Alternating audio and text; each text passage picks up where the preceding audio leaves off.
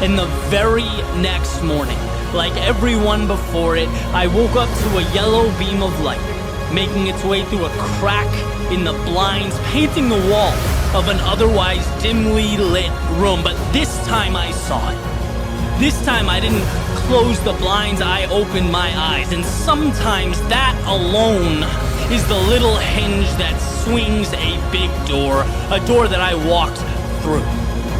And I saw the green of the palm trees, the beauty, the simplicity, and thought, how lucky am I to be where I am when I am. I saw a blue sky, a miracle in its own right, that's not confined to story or narrative, and well, maybe I'm not either.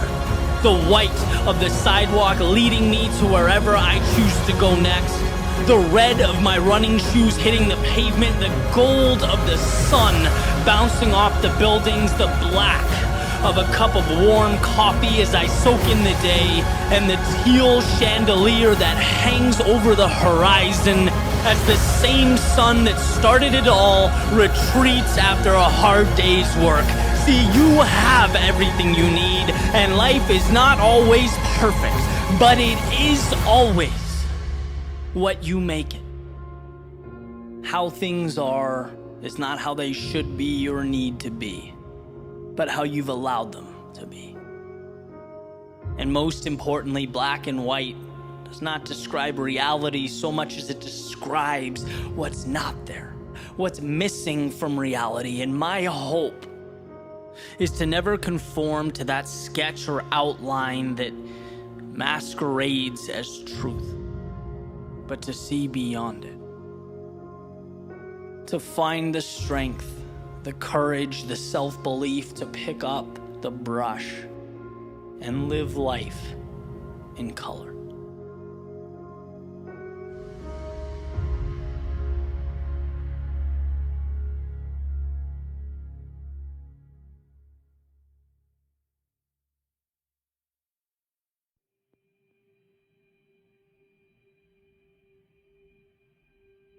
I think a substantial amount of life comes down to self-trust, to believing in yourself. Right? But here's the thing, it's not blind belief. It's not toxic positivity where you close your eyes, cross your fingers, shut the world off, and just assume things will work out because you're entitled to a great result. No, what I'm referring to is an active and deliberate trusting of yourself to learn, to make the necessary adjustments, and to keep moving forward. When we have faith in our ability to step forward and improve simultaneously, there is no defeat. When you know you won't stop until you land where you want to land, then limitations become a choice.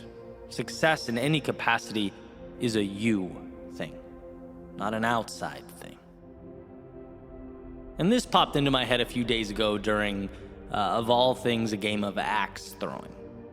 So, quick story from last weekend, a friend of mine and I, after a day of working on the podcast, went down to Fort Lauderdale to this axe throwing place, which is, it's random, but it's a great time, simple concept. There's this giant target, and you take turns throwing little axes at the target, basically darts, right? If you think along those lines. And there were 8 of us in the group. They divide you into 2 teams of 4, and you play various games until the end, right? The end, there's this final session where it's every person for themselves. It's like a free-for-all. Each person gets 3 rounds to throw axes at the target, and whoever has the best score wins. So think of the target just in a traditional way, right? The bullseye, or the little point in the middle, is worth 5. Then the next smallest circle outside of that is 4.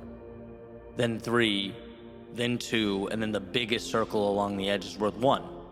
Right? So whatever you hit with the axe, that's the point you get. Except they put these 2 little blue dots on the top third of the circle. And they say if you can hit one of these blue dots, you get 10 points. So high risk, but certainly high reward. And And my friend and I, super competitive, right? He looks at me, starts telling me how he's already got this in the bag, and I'm like, all right, we'll see. And it's been arguable, but I probably had been the more consistent of both of us up to that point in the night. Nothing fancy, just straight away aiming at the middle, aiming for those bullseyes and fours. Not even attempting to go for those, hard to reach blue dots. No need, straight up the middle. Okay, and here's why this is important. We step out to take our first shots of the finale here. My friend goes first, immediately hits one of those little blue dots.